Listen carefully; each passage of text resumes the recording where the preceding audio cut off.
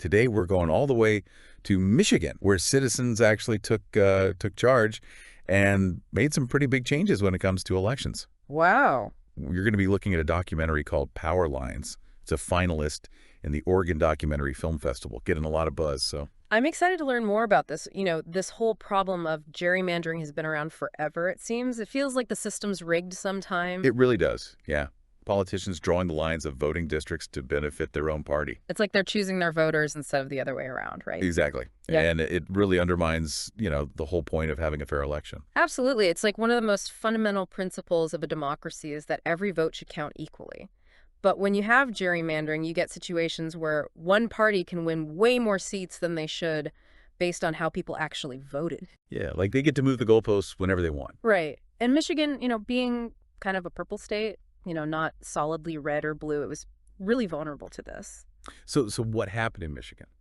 Well, in 2018, Michiganders decided they had enough.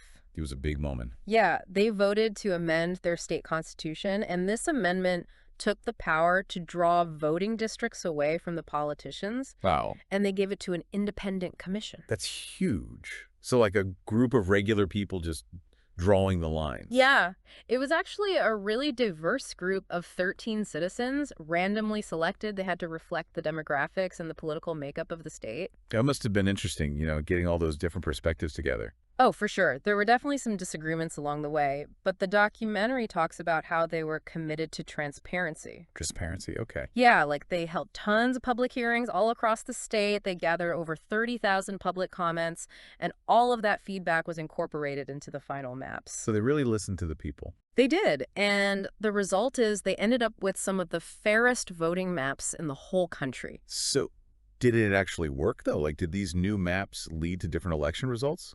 Well, the 2022 election was the first one held under the new maps. Yeah. And yeah, it made a big difference. Some districts that were considered safe seats for one party or the other, they became way more competitive. Oh, wow. And overall, the partisan makeup of the elected officials more accurately reflected how people actually voted, like the state Senate, for example. It used to have a 27-11 Republican majority under the old maps, but after the new maps were implemented, it shifted to a much closer 20-18 split. Wow, that's a huge change. Right. Yeah. It really shows you the impact of fair districting. Yeah, and it's not just about the numbers either, right? Like the documentary talks about how people felt about this.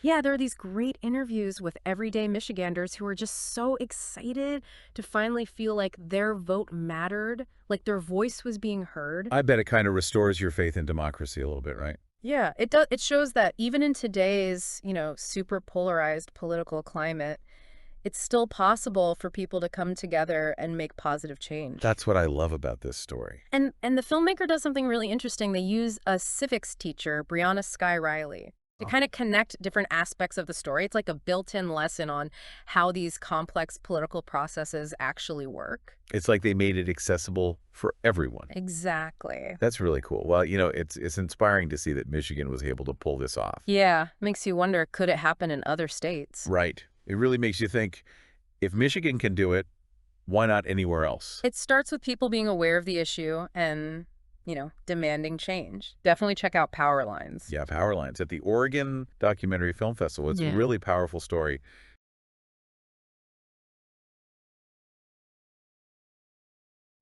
Are you submitting your creative work to film festivals? There are small details that could potentially be the difference between getting selected or rejected on the film festival circuit. Hi, this is Michael Fair, and I've been a film festival director for more than 15 years. I've reviewed thousands of submissions. Would you like me to show you how to present your work in a way that every film festival director loves to see? You wouldn't believe how many submissions have incomplete information that negatively affects your chances of getting selected. Avoid common, costly mistakes that other filmmakers and screenwriters are making every day. Before you spend another dollar on submission fees, you should purchase the Film Festival Submitter's Handbook, now available on Amazon in paperback, ebook, and Kindle formats. Click on the link in the description of this video and order a couple of books today, one for yourself and another for a friend who is ready to start their film festival submissions journey. Thank you.